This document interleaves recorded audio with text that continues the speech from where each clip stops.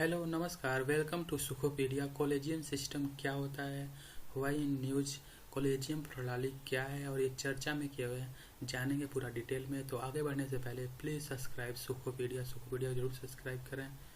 तो जानेंगे इसमें कि कॉलेजियम प्रणाली या कॉलेजियम सिस्टम क्यों इतना ज़्यादा न्यूज में है। इस सिस्टम के द्वारा यानी कॉलेजियम सिस्टम के द्वारा ये जो जजेज होते हैं उनकी नियुक्ति होती है सुप्रीम कोर्ट में, या हाई कोर्ट के जो चीफ जस्टिस हैं उनकी या हाई कोर्ट के जजेज जो हैं उन लोगों की नियुक्ति होती है कोर्ट्स में। चलिए स्टार्ट करते हैं। तो ये एक द हिंदू न्यूज पेपर का एक आर्टिकल है। Until government brings new law on judicial appointment collegium system is the law, supreme court ने बोला है। तो इसके पहले लेकिन एनजैक आया था, लेकिन सुप्रीम कोर्ट ने उसको अनकॉन्स्टिट्यूशनल घोषित कर दिया था, उसको रिजेक्ट कर दिया था। एक न्यूज आर्टिकल है द टाइम्स ऑफ इंडिया का, collegium system supreme court rejects plea seeking disclosure of details from 2018 collegium meeting. तो सुप्रीम कोर्ट ने रिजेक्ट कर दिया एक प्लिया, किसी ने तक डिस्क्लोजर मांग रहे थे कि डिटेल पूरा चाहिए हमको 2018 की जो कॉलेजियम मीटिंग हुई थी उसके रिगार्डिंग, लेकिन सुप्रीम कोर्ट ने रिजेक्ट कर दिया उस प्लिया को।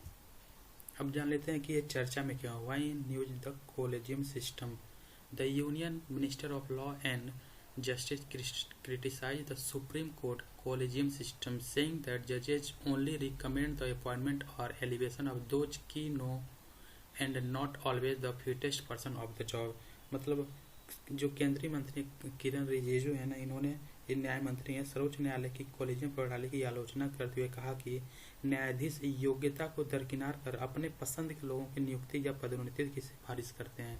तो इसलिए बहुत ज़्यादा क्रिटिसाइज किए थे कौन, न्याय जो मतलब लॉ एंड जस्टिस मिनिस्टर हैं, union minister. Article 124 section 2 and sub section 2 and 217 of the Indian constitution deal with the appointment of जजेस to the supreme court and high courts. तो भारतीय संविधान के जो अनुच्छेद 124 का सब सेक्शन 2 है और 217 है, क्रमशः जो सुप्रीम कोर्ट है और हाई कोर्ट के जजों की नियुक्तियां करता है। What is the collegium system and how did it evolve. तो कॉलेजियम सिस्टम क्या है और ये कैसे इवॉल्व हुआ उसके बारे में जानते हैं। तो सबसे पहले जान लेते हैं, it is the system of appointment and transfer of जजेस that has evolved through judgments of the SC and not by an act of parliament और by provision of the constitution. तो यह न्यायाधीशों की नियुक्ति और स्थानांतरण की प्रणाली है जो संसद के किसी अधिनियम या संविधान के प्रावधान द्वारा स्थापित न होकर सर्वोच्च न्यायालय के निर्णयों के माध्यम से विकसित हुई है। इवोल्यूशन ऑफ द सिस्टम, तो जो पहला जज केस था, मतलब जो प्रथम न्यायाधीश मामला था 1981, उसको देख लेते हैं। It declare that the primacy of the CGI यानी chief justice of India recommendation on the judicial appointments and transfers can be refuse for cogent reasons. तो ये इससे यह निर्धारित किया है कि न्यायिक नियुक्तियों और तबादला हो रहा है, मतलब ट्रांसफर हो रहा है, पर भारत के मुख्य न्यायाधीश के सुझाव की प्रधानता रहेगी। उसमें को ठोस कारणों के चलते अस्वीकार किया जा सकता है, कोई ठोस रीजन देना पड़ेगा उसको अस्वीकार करने के लिए। The ruling gave the executive primacy over the judiciary in judicial appointments for the next 20 years. उसके बाद से क्या हुआ था कि इस निर्णय ने अगले 12 सालों के लिए न्यायिक नियुक्तियों में न्यायपालिका पर कार्यपालिका की प्रधानता स्थापित कर दी थी। तो यहाँ पे न्यायपालिका पे क्या हुआ था, कार्यपालिका की जो सुपरमेसी थी वो आ गई थी। कब तक, 12 साल तक। फिर सेकेंड केस आता है, सेकेंड जजेस केस यानी दूसरा न्यायाधीश मामला आता है 1993 में। उसमें क्या होता है उसको देख लेते हैं। ऐसी इंट्रोड्यूस यानी supreme court introduce the collegium system holding the consultation really meant concurrence. तो उस समय जब सेकेंड न्यायाधीश केस आता है 1993 में, तो उसमें क्या होता है, सर्वोच्च न्यायालय ने यह स्पष्ट करते हुए कॉलेजियम प्रणाली की शुरुआत की तथा परामर्श का अर्थ वास्तव में सहमति है। तो उस टाइम उसने क्या किया था कि जो कंसल्टेशन है उसको सहमति में बदल दिया था, यानी कंकरेंस में। It added that it was not the CGI's individual opinion but an institutional opinion formed in consultation with the 2 senior most जजेस इन सुप्रीम कोर्ट। तो उनका कहना था कि जो उस टाइम के चीफ जस्टिस ऑफ इंडिया थे और कॉलेजियम, उस कहना था कि इस मामले में सर्वोच्च न्यायालय ने आगे कहा कि मतलब सुप्रीम कोर्ट ने क्या बोला था कि जो चीफ जस्टिस ऑफ इंडिया की व्यक्तिगत राय नहीं होगी, बल्कि सर्वोच्च न्यायालय के 2 जो सीनियर मोस्ट जजेज हैं के परामर्श से ली गई एक संस्थागत राय होगी। उसके बाद देखते हैं जो तीसरा केस होता है उसमें क्या इवोल्यूशन होता है। तो थर्ड जजेज केस 1998, तो उसमें क्या होता है, supreme court on the president's reference article 143 expanded the collegium to 5 member body. तो पहले क्या होता था, 3 होता था, एक CGI होते थे और 2 सीनियर मोस्ट जज होते थे। लेकिन तीसरे केस में क्या हुआ कि उसमें कॉलेजियम सिस्टम में एक्सपेंशन हुआ, उसमें 5 मेंबर बॉडी बन गई, जिसमें चीफ जस्टिस ऑफ इंडिया रहेंगे और 4 सीनियर मोस्ट जजेज रहेंगे सुप्रीम कोर्ट के। तो 5 मेंबर हो गया। कब, जब तीसरा केस हुआ था 1998 में। उसके बाद देख लेते हैं who heads the collegium system. Collegium system को कौन हेड करता है, उसका प्रमुख कौन होता है। तो the supreme court collegium is headed by the chief justice of India and compromises 4 other senior most जजेज ऑफ द कोर्ट। तो ये जो तीसरा केस था कब, 1998 में। उसके बाद से 5 लोगों का ये हो गया, जो में इसमें 5 मेंबर होते थे, एक चीफ जस्टिस ऑफ इंडिया, बाकी 4 सीनियर मोस्ट जजेज। तो ये इंपॉर्टेंट हो जाएगा कितने मेंबर होते हैं। तो 5 मेंबर होते हैं कॉलेजियम सिस्टम में। कौन कौन, एक तो हो गए चीफ जस्टिस ऑफ इंडिया, बाकी 4 सीनियर मोस्ट जजेज। A high court collegium is led by the incumbent chief justice and 2 other senior most जजेज of that court. High court की अगर हम बात करें तो हाई कोर्ट में जो कॉलेजियम सिस्टम होता है उसमें जो वर्तमान चीफ जस्टिस होते हैं वो, उनके अलावा जो 2 सीनियर मोस्ट जजेज होते हैं कोर्ट के, 3 लोग होते हैं, मतलब इसमें 2 सीनियर मोस्ट जजेज और एक chief justice of the high court. जजेज of the higher judiciary are appointed only through the collegium system and the government has role only after names have been decided by the collegium। तो इसमें उच्च न्यायपालिका के न्यायाधीशों की नियुक्ति collegium प्रणाली के माध्यम से की जाती है और इस प्रक्रिया में सरकार की भूमिका कॉलेजियम द्वारा तय किए गए जाने की बात की प्रक्रिया में होती है। तो ये हो गया इसके बारे में। अब नेक्स्ट देख लेते हैं कि what are the procedures for judicial appointment. विभिन्न न्यायिक नियुक्तियों के लिए निर्धारित प्रक्रिया क्या है उसके बारे में जान लेते हैं। तो सबसे पहले जान लेते हैं for chief justice of India के लिए क्या प्रक्रिया होती है। The president of India appoints the chief justice of India and the other SC जजेज। तो जो प्रेसिडेंट ऑफ इंडिया है वो क्या करते हैं, अपॉइंट करते हैं किसको, चीफ जस्टिस ऑफ इंडिया को, और अदर जो सुप्रीम कोर्ट के जजेज होते हैं उनको अपॉइंट करते हैं। एज फॉर द CGI मतलब chief justice of India is concern the outgoing chief justice of India recommends his successor. तो अभी तक जो अगर बात करते हैं हम चीफ जस्टिस ऑफ इंडिया के लिए, तो उनके लिए अगर बात करें तो जो आउटगोइंग रहते हैं, जैसे जो प्रेजेंट टाइम में चीफ जस्टिस ऑफ इंडिया रहते हैं, वो अपने सक्सेसर का नाम बताते हैं, रिकमेंड करते हैं कि कौन नेक्स्ट CGI होगा इंडिया का। In practice it has been strictly by seniority ever since the suppression controversy of the 1970s। एक कंट्रोवर्सी था, ये था वर्ष 1970 के दशक के अतिलंघन विवाद के बाद से व्यवहारिक रूप से इसके लिए वरिष्ठता के आधार का पालन किया जाता है। उस टाइम क्या हुआ था कि जो सीनियरिटी थी उसको सप्रेस कर दिया गया था। तो किसकी वजह से कंट्रोवर्सी हो गई थी, कब, 1970 के दशक में। What are the procedure for, तो नेक्स्ट देख लेते हैं फॉर सुप्रीम कोर्ट जजेज के लिए अगर हम बात करें तो पहले हमने देखा चीफ जस्टिस ऑफ इंडिया के लिए, अगर जज सुप्रीम कोर्ट के जज का अगर अपॉइंटमेंट करना है तो उसके लिए क्या प्रोसीजर है उसको लिए देख लेते हैं। फॉर अदर जजेज of the supreme court the proposal is initiated by chief justice of India.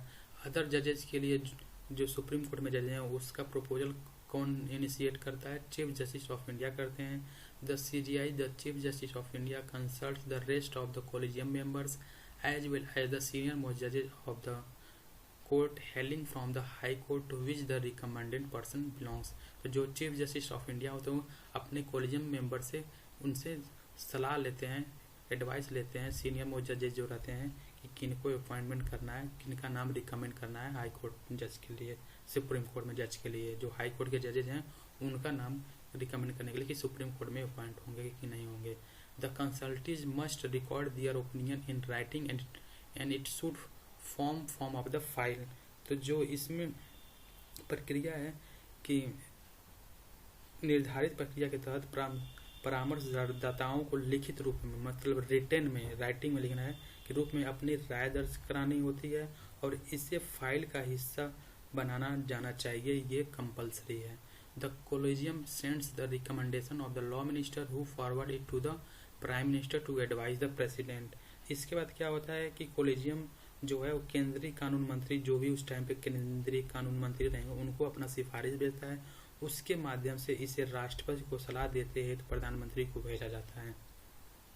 Next देख लेते हैं कि जो for the chief justice of high court, जो हाई कोर्ट के चीफ जस्टिस होते हैं उनका अपॉइंटमेंट कैसे होता है। The chief justice of the high court is appointed as per the policy of having chief justice from outside the respective states. The collegium takes place the call of the elevation. तो इसमें क्या होता है, उच्च न्यायालय के मुख्य न्यायाधीश की नियुक्ति इस आधार पर की जाती है कि मुख्य न्यायाधीश के रूप में नियुक्त होने वाला वह व्यक्ति संबंधित राज्य से न होकर किसी अन्य राज्य से होगा। मतलब उससे जैसे मान लीजिए उत्तर प्रदेश के अगर chief justice of high court अगर नियुक्त करना है तो ये इस स्टेट के न होकर किसी दूसरे स्टेट के रहेंगे। यद्यप चयन का निर्णय कोलेजियम द्वारा लिया जाता है और ये कोलेजियम सिस्टम द्वारा ही लिया जाएगा। हाई कोर्ट जजेज are recommended by the collegium comprising the chief justice of India and 2 senior most जजेज। तो इसमें क्या होता है कि उच्च न्यायालय के न्यायाधीशों की सिफारिश चीफ जस्टिस ऑफ इंडिया और 2 वरिष्ठतम न्यायाधीशों वाले एक कोलेजियम द्वारा की जाती है। The proposal however is initiated by the outgoing chief justice of the high court concern in consultation with 2 senior most colleague. तो इसमें क्या होता है कि इसके लिए प्रस्ताव को संबंधित जो जिसमें मतलब हाई कोर्ट के चीफ जस्टिस का नियुक्ति होना है, संबंधित उच्च न्यायालय के निवर्तमान मुख्य न्यायाधीश द्वारा अपने 2 वरिष्ठतम सहयोगी से परामर्श के बाद पेश किया जाता है।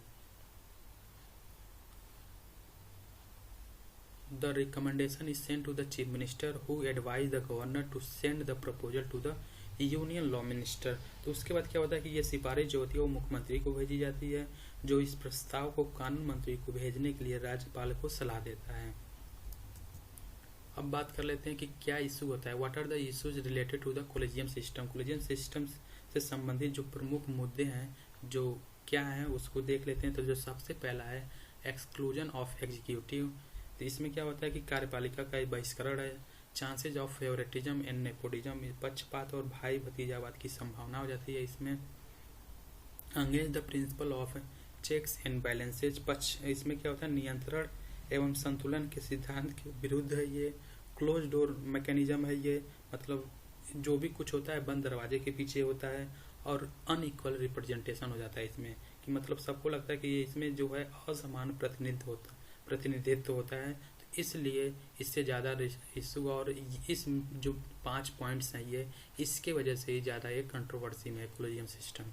तो 1 बाय 1 करके इसको समझ लेते हैं। तो जो पहला पॉइंट है इसमें एक्सक्लूजन ऑफ एग्जीक्यूटिव, मतलब कार्यपालिका का बहिष्करण इसमें। तो the complete exclusion of the executive from the judicial appointment process created a system where few जजेज appoint the rest in complete secrecy. तो इसमें क्या है कि जो न्यायिक नियुक्ति प्रक्रिया से कार्यपालिका के पूर्ण बहिष्करण ने एक ऐसी प्रणाली का निर्माण किया है जो कुछ न्यायाधीश पूर्ण गोपनीय तरीके से अन्य न्यायाधीश को नियुक्ति करते हैं।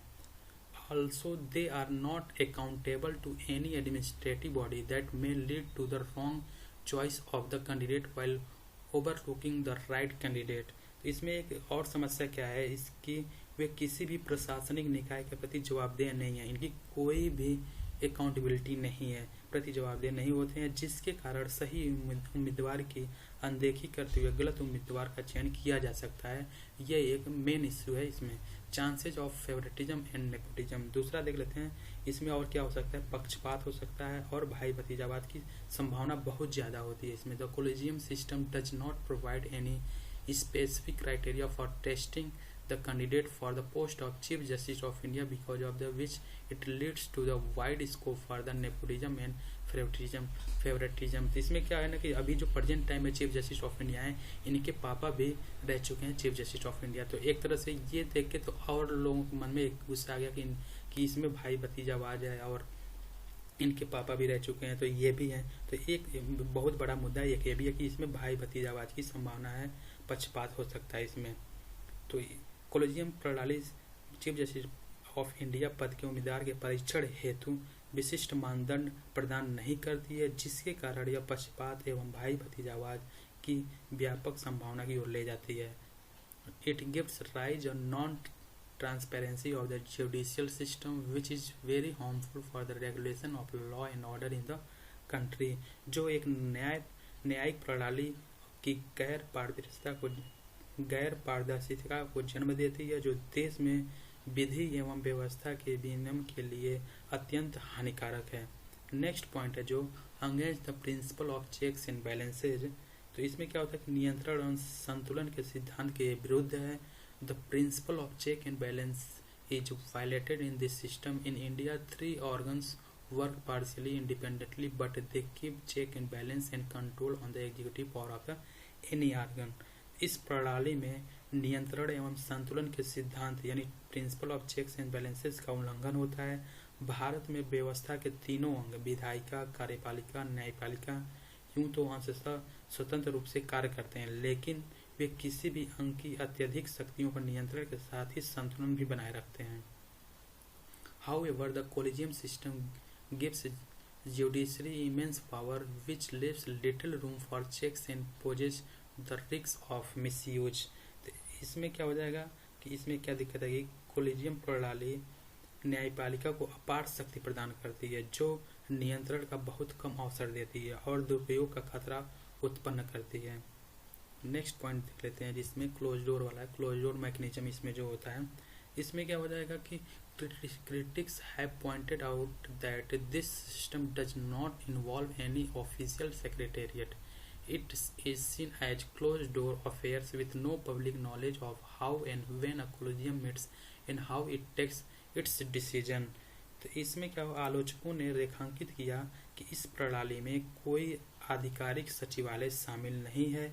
इसे एक क्लोज डोर अफेयर्स के रूप में देखा जाता है, जहां कॉलेजियम सिस्टम की जो कार्य प्रणाली है, निर्णय प्रक्रिया है, जो निर्णय लेने का या डिसीजन लेने की प्रक्रिया के बारे में कोई सार्वजनिक सूचना उपलब्ध नहीं होती है। तो इसलिए लोग इसको क्रिटिसाइज कर रहे हैं कॉलेजियम सिस्टम को। एक मेन पॉइंट ये भी है। Also there are no official minutes of collegium proceedings. इसके अलावा कॉलेजियम की कार्रवाई का कोई आधिकारिक कार्यवृत्त भी दर्ज नहीं होता है। नेक्स्ट है अनइक्वल रिप्रेजेंटेशन, असमान प्रतिनिधित्व।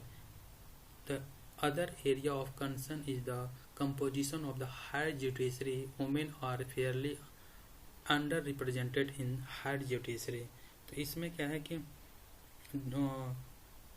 चिंता का एक अन्य क्षेत्र इसमें यह भी है कि उच्च न्यायपालिका की संरचना है जहां महिलाओं का प्रतिनिधित्व काफी कम है, बहुत ज्यादा ही कम है। नेक्स्ट देख लेते हैं what are the attempts to reform the appointment system. तो नियुक्ति प्रणाली में जो व्यापक सुधार के लिए प्रक्रिया आगे बढ़ी थी, क्या हुआ था उसको भी देख लेते हैं। The attempt made to replace it by national judicial appointments commission through 99th amendment act 2014 and 2014। जो 99वां जो कॉन्स्टिट्यूशनल अमेंडमेंट एक्ट था 2004 में पारित हुआ था, was struck by the court in 2015 on the ground that it poses a threat to the independence of the judiciary। तो जो एनजैक नाम से एनजैक फॉर्म हुआ था, कब हुआ था इसको 99th अमेंडमेंट एक्ट 2014 के द्वारा इसको लाया गया था पार्लियामेंट में, लेकिन सुप्रीम कोर्ट ने इसको क्या करती है, रिजेक्ट कर देती है। इसे राष्ट्रीय न्यायिक नियुक्ति आयोग 99 संशोधन अधिनियम 2000 के माध्यम से द्वारा प्रतिस्थापित करने का प्रयास किया गया था, लेकिन 2015 में सुप्रीम कोर्ट ने इस आधार पर खारिज कर दिया कि यह न्यायपालिका की स्वतंत्रता के लिए एक खतरा है।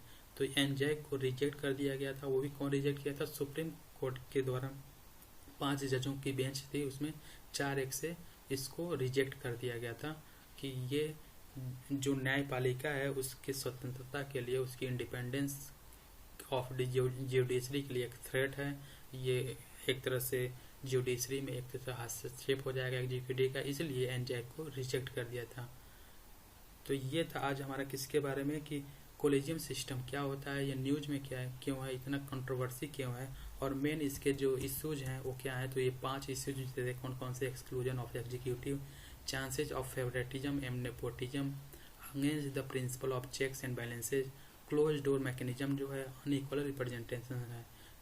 नाउ प्लीज सब्सक्राइब सुखोपीडिया जरूर सब्सक्राइब करें। Thank you.